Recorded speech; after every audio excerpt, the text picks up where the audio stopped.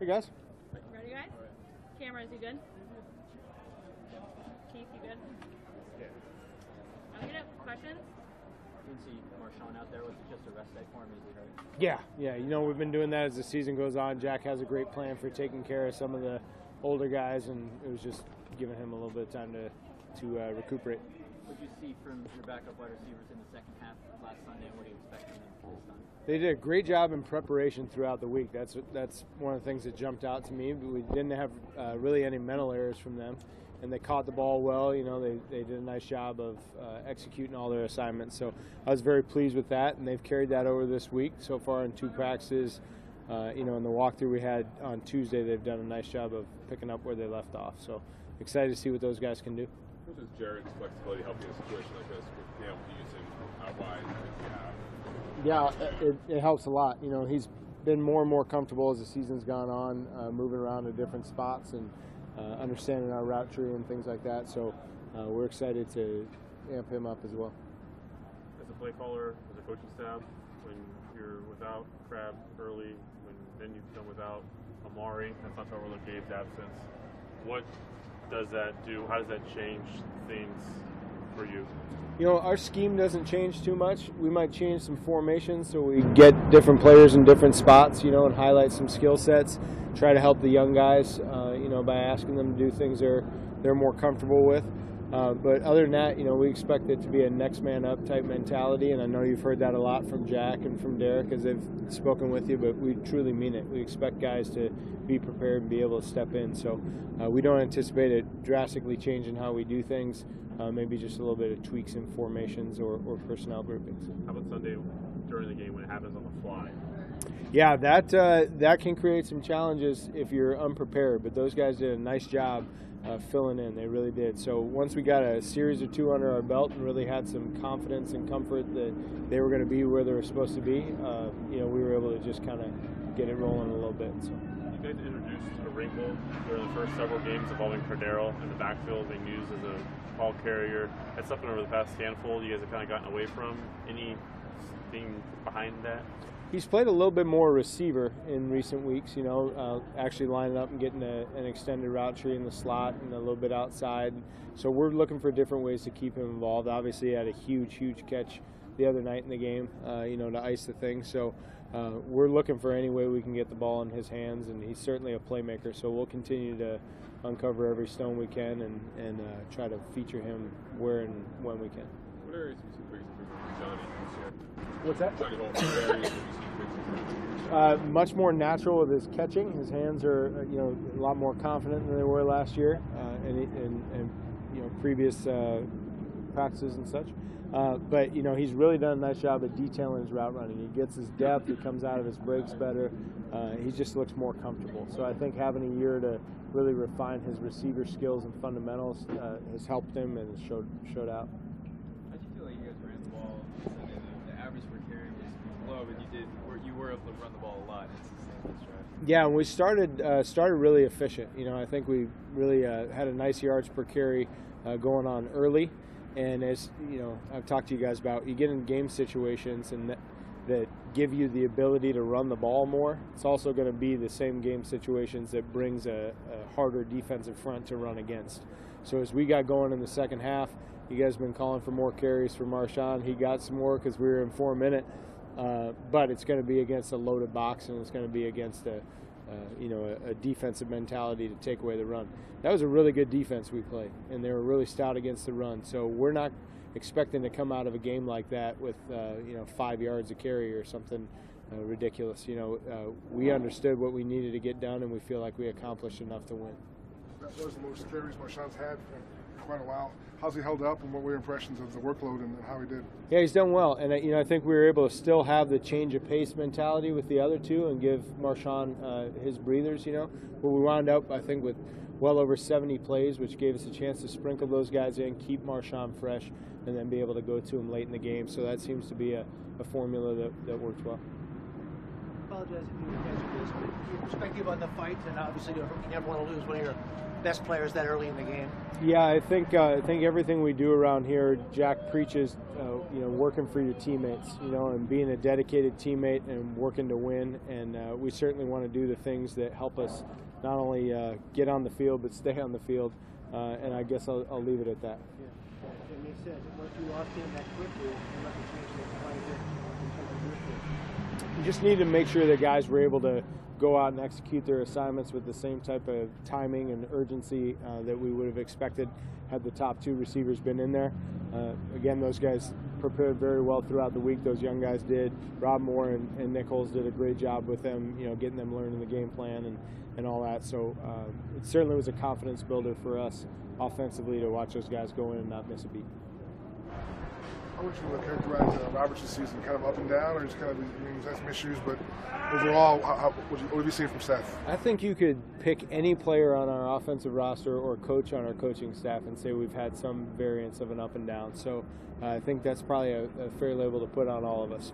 But Seth is an extremely hard worker, and he's got great resolve and grit, and he has not missed an ounce of that throughout the season. He has tried hard. He has put forth the effort.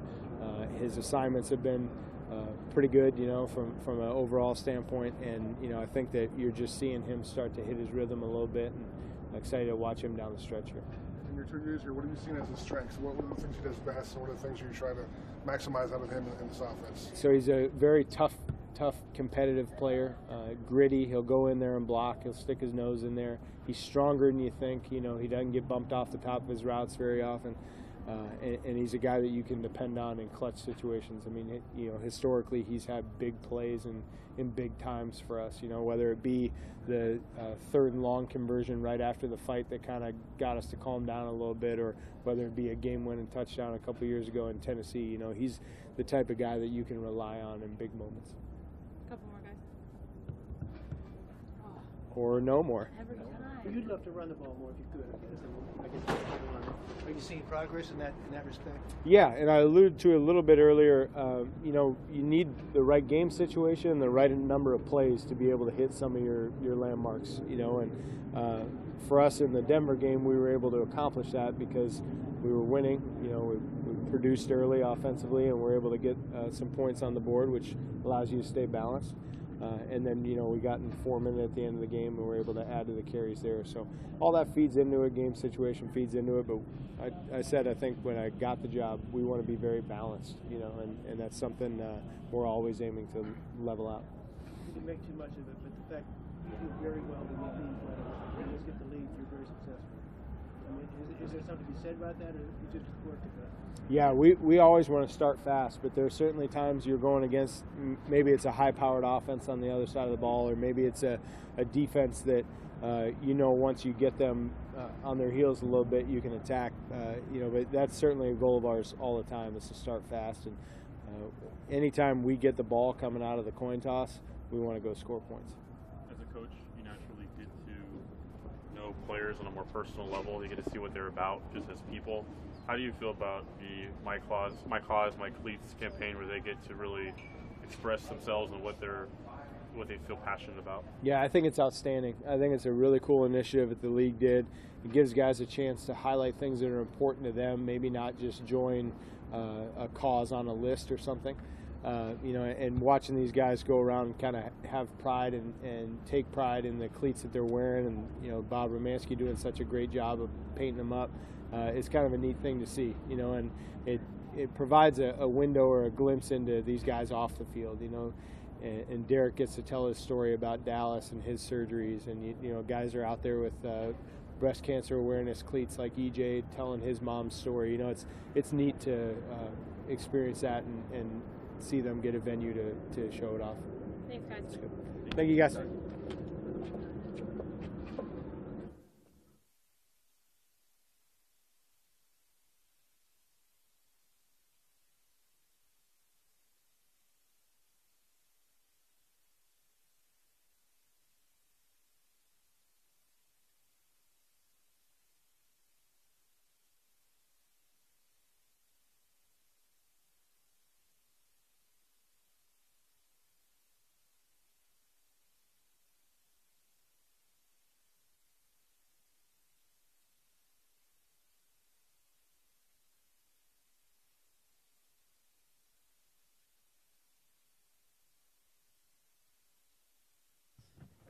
I got to work the scoreboard tonight at Monte Vista JV basketball. So we got the Giants during the day, and I got to go work a scoreboard at Monte Vista JV basketball for my son's game. So you got 8. You guys do more shadowing of the receivers past week. What do you like about that? Well, I think it always plays into, player strengths and seeing some things that we could take advantage of. I think anytime, because I've always believed in that in the past, of being able to put guys on certain guys. And, sometimes it works out if the receivers are left and right, but if they're moving around, it's an opportunity that, gives us a great advantage, I think. And Coach Woodson, did a great job of getting those guys prepared to be able to do that, because you got to truly hear the call, you got to focus, you got to see where the guys are, and then go get lined up. What did you see from Danico on Sunday, and maybe just observing him throughout the season? Played fast. All 11 played fast, and he played with some great strength in the middle. Did a great job rushing the passer to be able to get those sacks. Had one sack that was, can't coach, is straight man.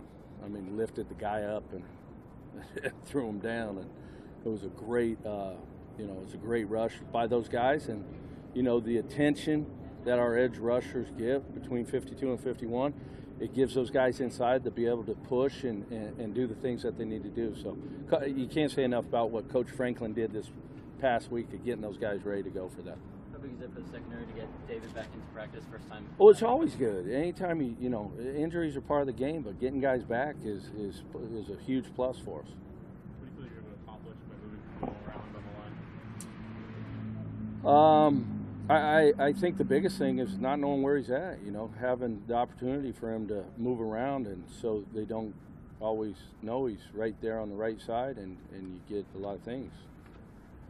That's usually his side where he rushes, so it gives him a chance to get different looks, and he's smart enough to be able to do those things. So when you have a player like that, you take advantage of it and you move him around. That's just the overall performance. Are you pleased with what you saw? Hell yeah, we won. They played fast. They played hard. I thought our run defense we had excellent fits in situational football and being able to pressure the quarterback. And I think the guys are more disappointed that the opportunities that they left out there on the field. And our main goal was winning that game, and we got our next challenge with the Giants, and just we got to go out there and play fast again. Were there any concerns at all with the fourth quarter? Whichever came in, or was the ball on you guys at all? Things you saw there? Yeah, you don't like giving up touchdowns, so that'd be the biggest concern. But at the end of the day, you got to make a play. The opportunities are always going to be there, and somewhere, at some moment, when that guy has that opportunity to make that play, you got to catch it when it hits you. You got to, cover in those situations. And I think we learned a great deal of being able to be put in those situations to how we're going to handle it, how we're going to react. Most important play is the next play, regardless of what happened before. And I think they're starting to understand that whole process. And, they got 2 scores on us. We got to go back out there. We got to defend again. Offense did a great job of converting on that 3rd down and not having that. But I think, the whole defense in there didn't want to give up 2 scores right there at the end. But that's football. You better go make a play when the opportunity arrives. From a workload and responsibility standpoint, Obi had, against New England, what Jack conceded may have been too much on his plate. This past game, he was scaled back considerably, only 1 snap on defense. Yeah. Would you like to see more of a happy medium be reached? Well, I think so. You're always in position, you want guys to do things, and I'm one. If I'm feeling something or I like something in certain guys, we're going to go with it. If it's in a situation like that and certain calls, it worked out to where, in some of our sub package, which we were going to move him around a little bit more, but it just never got that opportunity for it. And, he's got a big responsibility for us as a young player of learning and getting in there and keep growing. He's a rookie, and the more he learns this defense, the faster and the better he's going to play. And he's going to be called upon. He's going to have opportunities again. It just, this past week, he didn't have those opportunities. How surprised were you to learn you wouldn't be facing Eli this weekend? What do you think of Gino? You know, things in this league are never surprising, but we're preparing for both quarterbacks until I see who's under center for the first snap and who I see's back there, or in the second quarter or the third. You have to. You always got to prepare in this business for another runner, a wide receiver, a quarterback, but you know, you got to look at those things. I think it puts a little bit, because they're so different and unique, where one's the pocket passer and one's going to be the guy that is you know, going to move out of the pocket, scramble ability that we've faced Gino in the past, and we just got to be ready for both of them. What have been your impressions of Ward and Calhoun, two high draft picks that don't play? Still growing, learning. I mean, it's really been fortunate for us, to knock on wood, that, you know, guys, that we got our guys that have been there. I mean, they work hard, they practice. But a lot of times it comes down with guys in that situation towards special teams, and where special teams overtake some of those guys that are a 6D lineman or a fourth or fifth outside backer, to where we're always working those guys. They're preparing. They do a great job in the meetings and learning, and when their number's called upon, you got to be ready for those guys to go get it. But, you know, until then, a lot of times how you're going to make it in this league is your contribution for special teams, and I think just those opportunities where other guys have been called upon, and other injuries in other spots where, you know, you get overloaded in other areas. But they're doing a great job. You know, I'm excited about them, you know, moving forward in these next couple of weeks. I suppose, as a coaching staff, what makes you compelled to prepare for two quarterbacks as opposed to simply the starter? Well, you got to be ready. You got to be ready for, you know, everything. You got to have a rush plan prepared for one guy. You got to have a rush plan prepared for the other guy. The coverages, certain things, where they throw. You're looking at film from, you know, a guy. You go way back to, you know, when I faced Gino, of our defenses, of what type of throws that he does, what types of things you see, and you just work all that. We're no mind readers out there. They're going to run something, or they're going to, you know, they're going to hand the ball off, and he's going to throw an out route. They're going to think. It's just, you know, what type of different movements probably by a quarterback skill level. Can I just ask a dumb question? You said you play fast. Yeah. Everybody's trying to play fast. Yeah. What does that mean to play fast? The first element is taking the thinking out of the game. We don't want guys sitting there reading. We want, you know, react to what you see and go.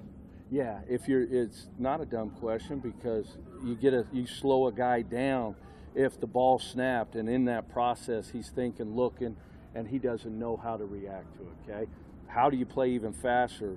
Coach is doing a great job during the week of having an understanding about the defenses that we're calling. Okay, talked about it last week, doing simple better. We can play fast by tackling, covering, and communicating on a level of to where you get the call, you go, and we play.